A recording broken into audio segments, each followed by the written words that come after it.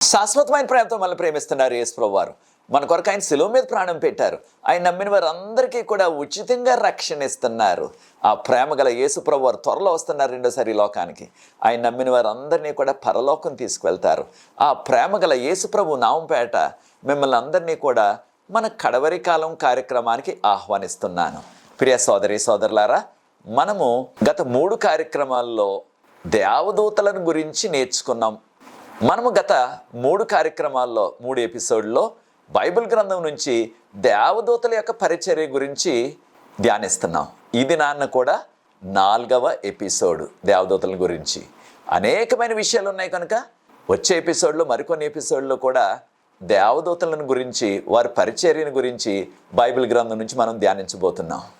ఈ దినాన మనం 1 రాజుల గ్రంథము, 2వ రాజుల గ్రంథము, ఈ 2 గ్రంథాల్లో ఉన్న దేవదూతల యొక్క పరిచర్యను గురించి మనం నేర్చుకోబోతున్నాం.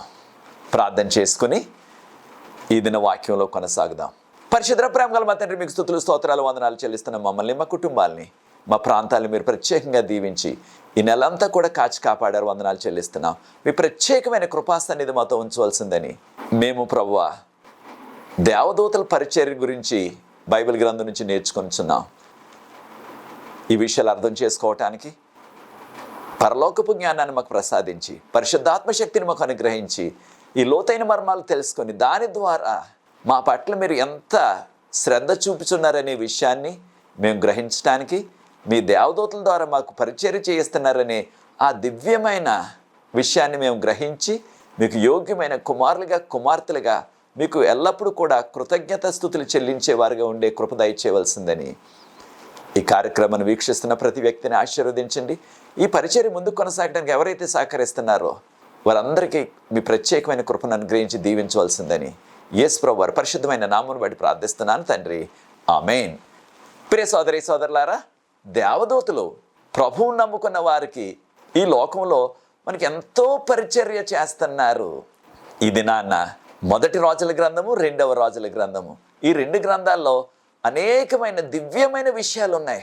దేవదూతలు ఏ రీతిగా దేవుని నమ్ముకున్న వారికి పరిచర్య చేశారు, దేవుని నమ్ముకున్న విశ్వాసులకు ఆహారం కూడా పట్టుకొచ్చి ఇచ్చారు, దేవుని నమ్ముకున్న విశ్వాసులను ఏ రీతిగా వారి శత్రువుల నుంచి వారు కాచి కాపాడారో ఈ విషయాలు మనం బైబిల్ గ్రంథం నుంచి నేర్చుకోబోతున్నాం.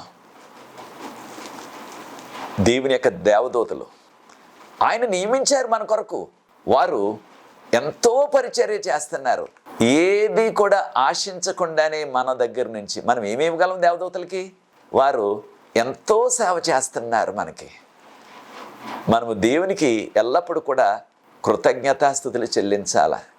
మనం సామాన్యులు అయినప్పటికీ మనకి దేవుడు తన దూతల్ని ఎల్లప్పుడూ కూడా కావలిగా ఉంచి అనేక రీతులుగా మనకి సహకరిస్తూ మనకు పరిచర్య చేస్తున్నారు. 1 రాజుల గ్రంథంలో ఏలియా ప్రవక్త గారు అరణ్యంలోకి ఆయన ఎంతో భయంతో వెళ్ళిపోయి అలసిపోయి ఆ చెట్టు కింద నిద్రపోయారు. ఆ ప్రవక్త గారు దేనికి వెళ్ళారు అరణ్యానికి అని ఒక్కసారి మనం ఆలోచించినట్లయితే 1 రాజుల గ్రంథంలో ఎంతో దుష్టురాలైన రాణి గారు, యెజబెలు రాణి, తను అన్యురాలైనప్పటికీ తన యొక్క భర్త గారు విశ్వాసి. ఆహాబు రాజు తన యొక్క భర్త యొక్క పదవిని అడ్డు పెట్టుకుని ఎన్నో దారుణాలు ఈ యెజబెలు రాణి చేయించింది.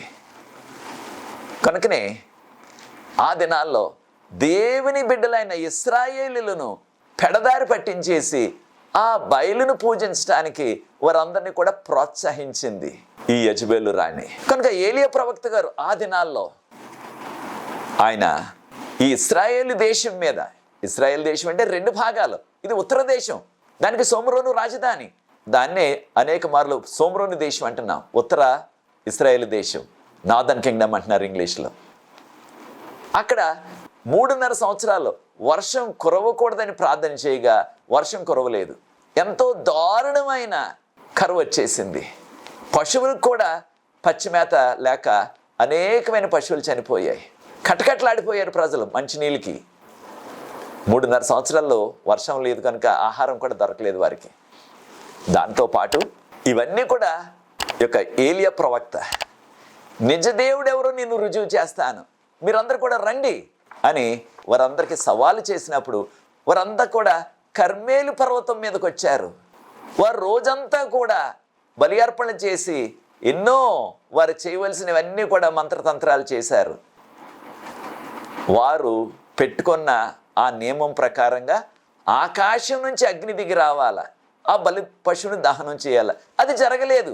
వారు పగలంతా ఎంత శ్రమ పడినప్పటికీ అగ్ని మాత్రం ఆకాశం నుంచి దిగి రాలేదు. అప్పుడు ఏలియా గారు, ఆయనతో ఎవ్వరూ లేరు, ఒంటరిగానే ఉన్నాడు. ఇశ్రాయేలీయులందరూ కూడా ఆ బయలు ప్రవక్తలకే సంఘీభావం తెలియజేశారు. ఒక విషయాన్ని కూడా మనం గుర్తించాలా, దేనికి ఇక ఇశ్రాయేలీయులు ఆ విధంగా చేశారంటే, రాణిగారు రాజుగారు రాణిగారు పెంచి పోషించారు కనుక ఆ బయలు ఆరాధనను ప్రజలందరూ కూడా ఏదో కాస్త లబ్ధి కలుగుతుందని పాలకవర్గంలో ఉన్నారు కనుక రాణిగారు రాజుగారు వారికే సంఘీభావం కలిపారు. వారితోటే వారు నిలబడ్డారు. ఏలియాతో ఒక్కరు కూడా నిలవబడలేదు. ఇక సాయంత్రం వేళ ఇంకా మీరు ప్రయత్నం చేస్తారంటే, రోజంతా ప్రయత్నించారు, అగ్ని దిగి రాలేదు, మేము చేయలేమన్నారు ఆ బయలు ప్రవక్తలు. అప్పుడు ఏలియా ప్రవక్త గారు, యెహోవా దేవుని యొక్క బలిపీఠం శిథిలమైపోయింది, దాన్ని మరలా కట్టి బలి అర్పణ అర్పించి దాని చుట్టూ కూడా కందకం తవ్వి దాని మీద నీళ్లు పోయించి ఆ బలి పశువు నీటిలో తేలి ఆడుతుంది. అప్పుడు ప్రార్థించాడు ఆయన. ఎప్పుడైతే కేకలు బొబ్బలు వేసి ప్రార్థన చేయలేదు, నెమ్మదిగా ప్రార్థించాడంతే. ఎప్పుడైతే ప్రార్థించారో ఆ కర్మేలు పర్వతం మీద వెంటనే ఆకాశం నుంచి అగ్ని దిగి వచ్చి ఆ దహన బలిగా అర్పించబడిన పశువును దాని చుట్టూ ఉన్న నీటిని సమస్తాన్ని కూడా దహించి వేసినట్లుగా మొదటి రాజుల గ్రంథం 18వ అధ్యాయం 38వ వచనంలో మనం గమనిస్తున్నాం. ప్రియ సోదరి సోదరులారా, ఈ అద్భుతాన్ని చూచిన ప్రజలు అంతవరకు ఏలియా తరపున ఒక్కరు కూడా సంఘీభావం తెలియజేయలేదు, ఏలియా ప్రవక్తకి సపోర్ట్ చేయలేదు. ఎప్పుడైతే అద్భుతాన్ని చూశారో వారందరూ కూడా వెంటనే మనసు మార్చుకొని ఏలియా ప్రక్కకు వచ్చేశారు. చూచారా ఎంత త్వరగా ప్రజలు వారి అభిప్రాయాన్ని మార్చేసుకుంటున్నారో. ఇశ్రాయేలీయులు వారికి 10 ఆజ్ఞలు తెలుసు, దేవుని సత్యం తెలుసు, అయినప్పటికీ ఏదో కాస్త లబ్ధి కలుగుతుందని యెజెబెలు రాణి ద్వారా, అహాబు రాజు ద్వారా వారు దేవునికి విరుద్ధమైన కార్యాలు చేశారు. ప్రియ సోదరి సోదరుడా, ఈ ఆధ్యాత్మిక పాఠాన్ని మనం కూడా నేర్చుకోవాలి. మనం కూడా కొన్ని సందర్భాల్లో అది చేయకూడదని తెలిసినప్పటికీ బైబిల్ గ్రంథానికి విరుద్ధంగా మనం కూడా కొన్ని కార్యాలు చేస్తున్నామా? ఎవరో నాయకులు చెప్పారని, సమాజంలో ఎంతో పలుకుబడి ఉంది వారికి, వారు చెప్పారని, వారిని అనుసరించాలని, వారి ద్వారా కాస్త లబ్ధి పొందాలని మనం కూడా దేవునికి వ్యతిరేకమైన కార్యాలు చేస్తున్నామా? మనం జీవిస్తున్నది కడవరి కాల చివరి దినాలు. ప్రభువుకి ఇష్టమైనవి, ప్రభువుకు మహిమ తెచ్చే కార్యాలు మనం చేద్దాం. వాక్యపు వెలుగులో, ఆజ్ఞల వెలుగులో మనం జీవిద్దాం. అప్పుడు ఏలియా ప్రవక్త గారు శాసించగా వారు ఆ ప్రవక్తలందరినీ కూడా, ఆ బయలు ప్రవక్తలందరినీ కూడా సంహరించేశారు. అప్పుడు ఏలియా ప్రవక్త గారు ముందుగానే హెచ్చరించారు అహాబు రాజుతోటి, 3.5 సంవత్సరాలు ఒక్క చుక్క కూడా వర్షం పడలేదు, రాజుగారికి చెప్పండి వెంటనే ఇంటికి వెళ్ళిపోమని, రథంలో పెద్ద వర్షం వచ్చేస్తుంది, కుంభవర్షం వచ్చేస్తుంది అని చెప్పారు. ఆ రీతిగాని కాసేపట్లో వర్షం ప్రారంభమైపోయింది. రాజుగారు రథంలోనే తడుస్తూ వెళ్ళిపోయారు. ఏకంగా రాజుగారి కంటే ముందుగా ఏలియా ప్రవక్త పరుగున రథం కంటే కూడా స్పీడ్గా పరిగెట్టి వెళ్ళిపోయాడు దేవుని యొక్క శక్తితో. అప్పటికి ఇవన్నీ చూచిన ప్రజలు నిజదేవుడు యెహోవా అని వారు గుర్తించారు. దానితో పాటు ప్రజలందరి దృష్టిలో కూడా ఏలియా ఎంతో హెచ్చించబడ్డాడు. ప్రజల దృష్టిలో ఆయన ఒక హీరో అయిపోయాడు. అయితే ఈ దుష్టురాలైన యెజెబెలు రాణి తను పరువు పోయింది నాకు అనుకున్నట్లుగా ఎంతో కుమిలిపోయింది. కారణం తను చెప్పినట్లుగా జరగలేదు కనుక, తన పంతం నెగ్గలేదు కనుక ప్రజల దృష్టిలో తను ఒక 0 అయిపోయింది, ఒక 0 అయిపోయింది. అప్పుడు దానిని తట్టుకోలేని ఈ యొక్క యెజెబెలు రాణి ఒక శపథం చేసింది. ఏమని?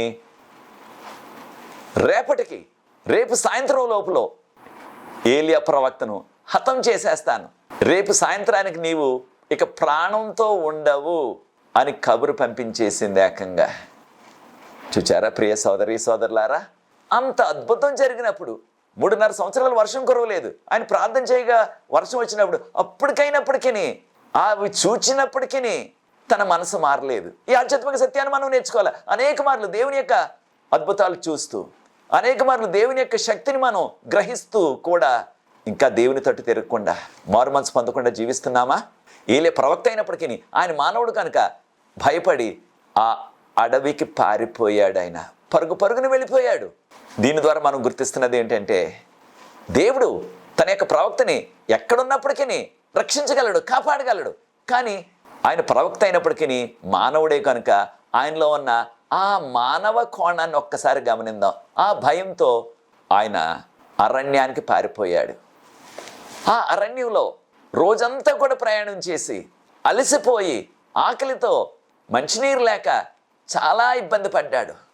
ఆయన వెళ్ళిన తర్వాత ఒక బదరీ వృక్షం కింద, ఇంగ్లీష్లో బ్రూమ్ ట్రీ అన్నారు, దాని కింద కూర్చుని ఈ విధంగా ప్రార్థించాడు. ఈ ప్రార్థన మనం 1 రాజులు 19వ అధ్యాయం 4వ వచనంలో చదువుతున్నాం. ప్రభువా, నా ప్రాణాన్ని తీసుకోండి, నాకు మరణం ఇవ్వండి. నేను ఏమీ కూడా నా పితరుల కంటే గొప్పవాడిని కాదు, నాకు మరణం ఇవ్వండి అని ప్రార్థించాడు. దీనివల్ల ఎంతో మానసిక ఒత్తిడిలో ఉన్నాడు. దీన్నే మనం ఇంగ్లీష్లో డిప్రెషన్ అంటున్నాం. ఆ డిప్రెషన్లోకి వెళ్ళిపోయాడు. కారణం, రాణిగారి శపథం చేసింది, రేపు సాయంత్రానికల్లా నిన్ను హతం చేసేస్తానని.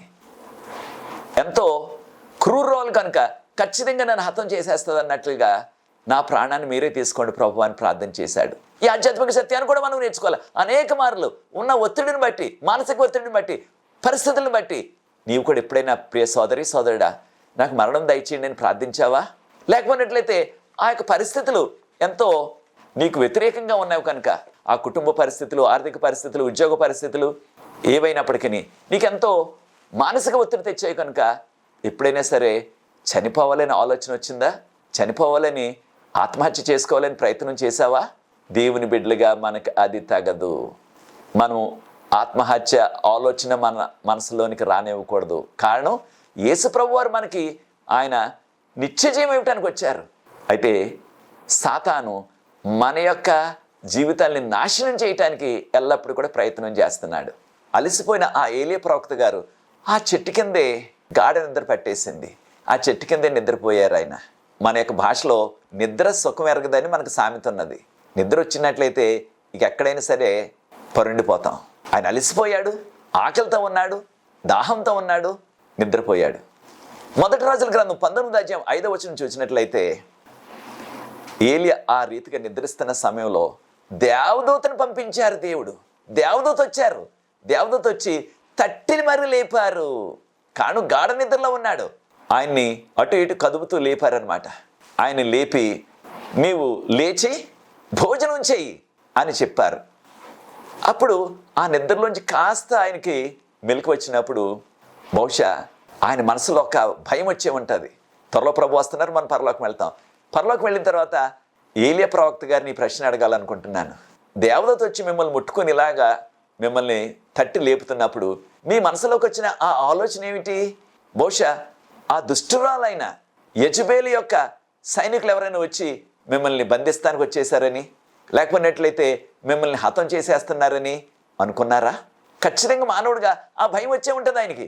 కానీ ఇంకా కళ్ళు తెరవలేదు కనుక నిద్రలో నుంచి ఎవరో లేపుతున్నారు, నన్ను వచ్చి బంధించేస్తారు, లేకపోతే నన్ను హతం చేసేస్తారు. కారణం, బ్రతికైనా సరే చంపైనా సరే తీసుకువెళ్ళి ఆ రాణి గారికి చూపించినట్లయితే వారికి పెద్ద బహుమతి ఇచ్చేస్తుంది, వారికి సన్మానం చేసేస్తుంది, వారికి ఏదైనా పెద్ద ఉద్యోగం ఇచ్చేస్తుంది అనే ఆశ వారికి. ఆయన కళ్ళు తెరిచి చూచేటప్పటికి ఆశ్చర్యమైపోయింది. 1 రాజుల గ్రంథం 19వ అధ్యాయం 6వ వచనంలో కళ్ళు తెరిచేటప్పటికి ఎవరు కనిపించారు? దేవదూత. ఆయన తల ప్రక్కనే వేడిగా కాలుతున్న ఆ పొయ్యి మీద అప్పం అంటే చపాతీలు లాంటివి అన్నమాట, అవి కనిపించాయి. ఒక బాటిల్లో మంచినీళ్ళు కూడా, ఒక సీసాలో నీళ్లు కూడా పట్టుకొచ్చారు దేవదూత. వెంటనే ఆకలితో ఉన్నారేమో ఆయన లేచి ఆ ఆహారాన్ని భుజించి ఆ మంచినీళ్ళు త్రాగారు. చాలా అలసిపోయారేమో, మరలా వెంటనే నిద్ర పట్టేసింది. మరలా నిద్రపోయారు, గాఢ నిద్ర. మరలా వచ్చారు దేవదూత రెండోసారి. ఈ విషయాన్ని 1 రాజుల గ్రంథం 19వ అధ్యాయం 7వ వచనాన్ని మనం గమనించినట్లయితే, దేవదూత మరలా ఆహారం పట్టుకొచ్చారు, మరలా బాటిల్లో సీసాలో నీళ్ళు పట్టుకొచ్చారు. మరలా లేపారు భోజనం తినమని. అనగా ఈ మొదటి భోజనం తిన్న తర్వాత ఎన్ని గంటలు నిద్రపోయారో ఆయనకి తెలియదు. మరలా భోజనం సమయం అయింది, దేవదూత వచ్చేసారు, భోజనం పట్టుకొచ్చారు, మంచినీళ్ళు పట్టుకొచ్చారు బాటిల్లో. ఈ విషయాన్ని మనం గుర్తించాలా. దేవునికి దేవదూతలకి మనం ఎక్కడ ఉన్నామో వారికి తెలియను. మనం అరణ్యంలో ఉన్నా వారికి తెలియను.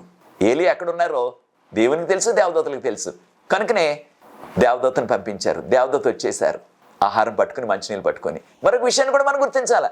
మనం మంచి స్థలంలో ఉన్నా, చెడ్డ స్థలంలో ఉన్నా, ప్రియ సోదరి సోదరులారా, మనం మంచి స్థలాల్లో ఉంటున్నామా, లేకపోతే మనం విశ్వాసులుగా వెళ్ళకూడని ప్రాంతాలకు, వెళ్ళకూడని స్థలాలకు వెళ్ళి అక్కడ ఉంటున్నామా? మనం ఎక్కడున్నప్పటికీ దేవదూతలకు తెలుసు. దాంతోపాటు దేవుని నమ్ముకున్న వారు ఎక్కడ నివసిస్తున్నారో తెలుసు దేవదూతలకి. వారి యొక్క అవసరత, చిన్న అవసరం, పెద్ద అవసరం కూడా అన్నీ కూడా తెలుసు వారికి. కనుకనే ఆహారం పట్టుకొచ్చారు, మంచినీళ్ళు పట్టుకొచ్చారు. ఏలియా గారు ప్రార్థన చేయలేదు నాకు ఆహారం కావాలి, మంచినీళ్ళు కావాలని. అయినప్పటికీ దేవుడు ఎంత ప్రేమమయుడో చూడండి, ఎంత కృపగలవాడో చూడండి, ఆహారాన్ని మంచినీళ్ళు పంపించారు. కనుక ప్రియ సోదరి సోదరులారా, మనం కూడా ఎటువంటి కష్టంలో ఉన్నప్పటికీ, ఎక్కడున్నప్పటికీ దేవునికి తెలుసు మనం ఎక్కడ ఉంటున్నామో. దేవునికి దేవదూతలకు తెలుసు మనం ఎక్కడ నివసిస్తున్నాము. మన యొక్క అవసరాలు వారికి తెలుసు. తెలియటమే కాదు, ప్రభువు ఆ అవసరాన్ని మన కొరకు పంపిస్తున్నారు దేవదూతల పరిచర్య ద్వారా. చూచారా ఎంతటి అదృష్టమో మనకి. దేవదూతల పరిచర్య ద్వారా ఏలియా గారికి ఎంత ఉపకారం జరిగింది. ఆ అరణ్యంలో కూడా, అరణ్యంలో మంచినీళ్ళు ఎక్కడ ఉంటాయో తెలియదు ఆయనకి, ఆహారం ఎక్కడ ఉంటుందో తెలియదు, దేవుడు పంపించారు. ఈ యొక్క కడవరి కాల చివరి దినాల్లో మనం జీవిస్తున్నాం. మనం కూడా ఆనాటి దుష్ట పాలకుల్లాగే ఈ కడవరి కాల చివరి దినాల్లో కూడా దేవుని నమ్ముకున్న వారికి కొనటానికి లేదు అవకాశం, అమ్మటానికి లేదనే అవకాశం 666 ముద్ర ప్రవేశపెడతారు. ఈ విషయాన్ని ప్రకటన గ్రంథం 13వ అధ్యాయం 16 నుంచి 18 వరకు మనం చదువుతున్నాం. అటువంటి కడవరి కాల చివరి దినాల్లో ఆ దుష్ట పాలకుల పాలనలో మనం ఎలాగా జీవించాలా? యేసుప్రభువు ముందుగానే మనకు చెప్పారు. కడవరి కాల చివరి దినాల్లో, రెండో రాకడకు ముందు మనము పర్వతాలకు వెళ్ళిపోండి, కొండలకు వెళ్ళిపోండి అని చెప్పారు. మత్తయి సువార్త 24వ అధ్యాయం 16వ వచనంలో. మరి ఆ పర్వతాల్లో ఉన్నట్లయితే మనకు ఆహారం ఎవరిస్తారు, మనకు మంచినీళ్ళు ఎవరిస్తారు అనే ప్రశ్న వస్తుంది. ఏలియా యొక్క సాదృశ్యం, ఏలియాకు దేవుడు ఏ రీతిగా సహకరించారో, దేవదూతలు పంపించి ఆహారం పంపించారు, మంచినీళ్ళు పంపించారు. అదే రీతిగా మనకి కూడా దేవుడు ఖచ్చితంగా ఈ కడవరి కాల చివరి దినాల్లో సహకరిస్తారు. అటువంటి పరిస్థితి వచ్చినప్పుడు, మనకి కొనటానికి అమ్మటానికి లేని రోజు వచ్చినప్పుడు ఆహారం మంచినీరు కూడా ఇస్తారు. కారణం ఈ దినాల్లో ఆహారం కొనుక్కోవాల్సి వస్తుంది, మంచినీరు కూడా కొనుక్కోవాల్సి వస్తుంది. అటువంటి పరిస్థితిని దేవుడు దేవదూతల పరిచర్య ద్వారా మనకు సహాయం చేయటానికి ఈ యొక్క జరిగిన సంఘటన కల్పించినది కాదు సుమా, మనకు బైబిల్ గ్రంథంలో ప్రభువు పెట్టారు. దీని ద్వారా మన విశ్వాసం బలపడాలని. కనుక ప్రియ సోదరి సోదరులారా, మనం ఎటువంటి ఇబ్బందుల్లో ఉన్నప్పటికీ, ఎటువంటి అవసరతలో ఉన్నప్పటికీ తప్పకుండా ప్రభు నమ్ముకున్న వారికి దేవుడు ఆయన దేవదూతల ద్వారా ఈనాడు కూడా సహకరిస్తారు, సహాయం చేస్తారు, పరిచర్య చేయిస్తారు. కారణం యేసుప్రభు వారు నిన్న నేడు నిరంతరం ఏకరీతిగా ఉన్న దేవుడు. కనుక దేవదూతల పరిచర్య రెండవ రాకడ వచ్చే వరకు కూడా ఈ భూమి మీద విశ్వాసులకు కొనసాగుతుంది. మరి ఒక సంఘటన, సిరియా సైన్యం వారు డోతాన్ అని ఒక చిన్న పట్టణం, ఆ పట్టణం దగ్గరికి వచ్చి ఆ పట్టణం గేటు వద్ద నిలబడి సైన్యం అంతా కూడా, ఈ పట్టణంలో ఎలీషా అనే ఒక ప్రవక్త ఉన్నాడంట, ఆయనను మాకు అప్పగించండి, మేము తీసుకెళ్ళిపోతాం అన్నారు. ఆ పట్టణవాసులందరూ కూడా ఈ ప్రవక్తను ఎలాగ అప్పగించాలి మనం, ఒకవేళ మీరు ఆ ప్రవక్తను అప్పగించకపోయినట్లయితే ఈ యొక్క పట్టణాన్ని అంతటి కూడా అగ్నితో కాల్చేస్తామని వారు కేకలు వేస్తున్నారు. అప్పుడు ఎలీషా ప్రవక్త గారు ఆ పట్టణంలోనే నివసిస్తున్నారు, చిన్న పట్టణం. ఆ ఎలీషా ప్రవక్త గారు ఆ గేటు కాడికి వచ్చారు, ఆ పట్టణం యొక్క గవిని దగ్గరికి వచ్చారు. ఈ విషయాలు మనం 2వ రాజుల గ్రంథం 6వ అధ్యాయం 16వ వచనం నుంచి చదువుతున్నాం. ఆయన దైవజనుడు కనుక ఎలీషా ప్రవక్త గారు ఆయన చుట్టూ కూడా దేవదూతల సమూహం ఉన్నట్టుగా చూచారు.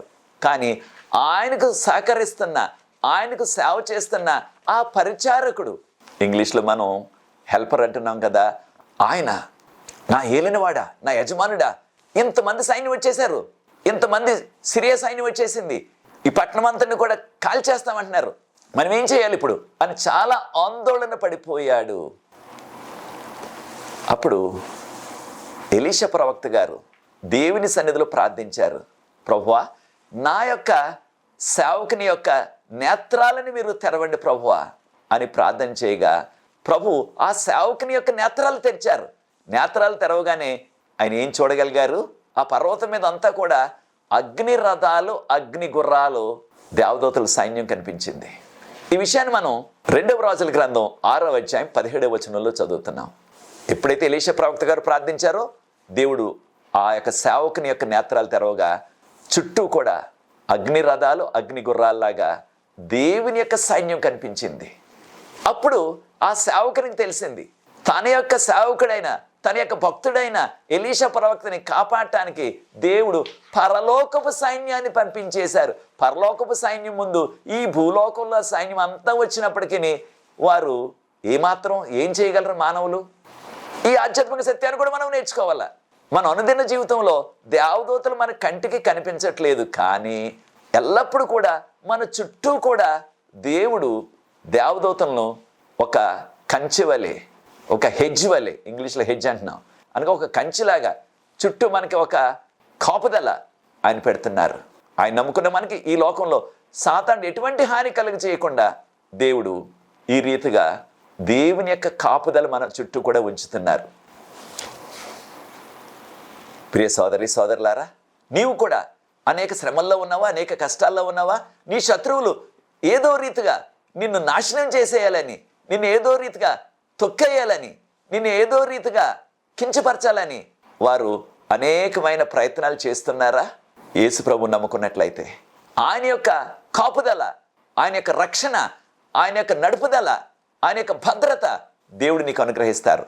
దేవదూతల్ని ఎల్లప్పుడూ కూడా మనతో ఉంచి ఆ దేవదూతల యొక్క సహకారంతో, ఆ దేవదూతల యొక్క సహాయంతో, దేవదూతల పరిచర్య ద్వారా మనకి దేవుడు కాపుదల ఇస్తారు. కీర్తనల గ్రంథం 34:7 మనం గమనించినట్లయితే, యెహోవా యందు భయభక్తులు గల వారి చుట్టూ ఆయన దూత కావలి ఉండి వారిని విడిపించును. మనం యేసు ప్రభువుని నమ్ముకున్నట్లయితే మనకు ఎల్లప్పుడు కూడా దేవదూతల్ని ఆయన కావలిగా ఉంచుతారు, మనల్ని నడిపిస్తారు. మరి ఒక సంఘటన, సెనాచెరబ్ అని అష్షూరు రాజు, నినివే నగరం ఆయన యొక్క రాజధాని ఆ రోజుల్లో. ఈ సంఘటన క్రీస్తుపూర్వం 701 సంవత్సరంలో జరిగింది. ఆ సైన్యం అంతా కూడా అష్షూరు రాజు అయిన సెనాచెరబు ఆయన సైన్యంతో వచ్చి అప్పటి ఇశ్రాయేలీ రాజు, అప్పటి యూదుల రాజు హిజ్కియా రాజు గారు. ఈ విషయాలు మనం 2 అధ్యాయాల్లో, 2వ రాజుల గ్రంథం 18వ అధ్యాయం, 2వ రాజుల గ్రంథం 19వ అధ్యాయం, ఇదే విషయాలు యెషయా గ్రంథం 36వ అధ్యాయం, యెషయా గ్రంథం 37వ అధ్యాయంలో మనం చదువుతున్నాం. వారు మొదటిసారి వచ్చినప్పుడు ఆ హిజ్కియా రాజు గారు ఎంతో పన్ను కట్టి బంగారం, వెండి, వజ్రాలు, రత్నాలు అవన్నీ కూడా ఇచ్చి వారిని పంపించి వేశారు. అది క్రీస్తుపూర్వం 701 సంవత్సరంలో. తర్వాత మరలా వచ్చారు రెండోసారి, ఇంకొక 10 సంవత్సరాల తర్వాత మరలా వచ్చారు. వచ్చినప్పటికీ ఈ యొక్క హిజ్కియా రాజు ఆ బబులోనీలతో, ఈజిప్ట్ వారితో, తక్కిన వారితో, ఎంతో వారందరితో కూడా ఆయన పొత్తులు పెట్టుకున్నాడు. కనుక ఈ అష్షూరు రాజు అయిన సెనాచెరబుకి అది ఏమాత్రం నచ్చలేదు.